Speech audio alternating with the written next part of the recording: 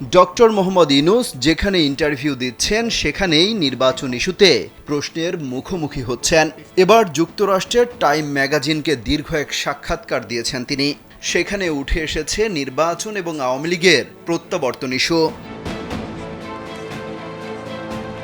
এক প্রশ্নের জবাবে ডক্টর ইউনূস বলেন, আওয়ামী লীগকে নির্বাচনে প্রতিদ্বন্দ্বিতা করার জন্য স্বাগত জানানো হবে, তবে তার আগে জুলাই আগস্টে হত্যাকাণ্ডের বিচার নিশ্চিত করা হবে।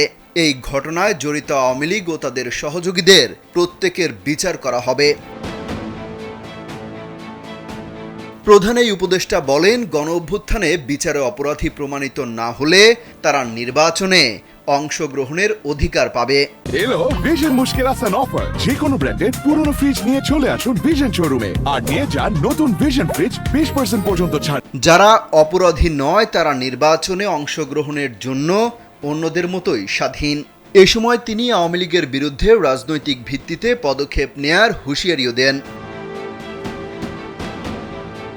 বৃহস্পতিবার টাইম ম্যাগাজিনে প্রকাশিত ওই সাক্ষাৎকারে ডক্টর ইউনূস বলেন, শেখ হাসিনা ভারতে আশ্রয় নিয়ে আবার কথাও বলছেন। এটা অন্তর্বর্তী সরকারের জন্য অস্বস্তির কারণ হয়ে দাঁড়িয়েছে। তিনি ভারতে বসে অপপ্রচার চালিয়ে যাচ্ছেন। বিদেশে আওয়ামী লীগের হাজার কোটি ডলার পাচারের অর্থ উদ্ধারে কাজ করবেন বলে টাইম ম্যাগাজিনকে জানিয়েছেন ডক্টর ইউনূস। এছাড়া দেশকে পুনর্গঠিত করার অঙ্গীকারও করেন তিনি। বলেন, দেশে 6 দফা সংস্কার প্রক্রিয়া চলছে, যেখানে নির্বাচন ব্যবস্থা, পুলিশ প্রশাসন, বিচার ব্যবস্থা, দুর্নীতি দমন কমিশন, সরকারি প্রশাসন এবং জাতীয় সংবিধানকে কেন্দ্র করে কাজ করা হচ্ছে। প্রধান উপদেষ্টা বলেন, রাষ্ট্র সংস্কারের কার্যক্রমের সঙ্গে মানুষের জীবনযাত্রার মান উন্নত করতে পারলে স্বৈরাচারের ফিরে আসাকে ঠেকানো সম্ভব।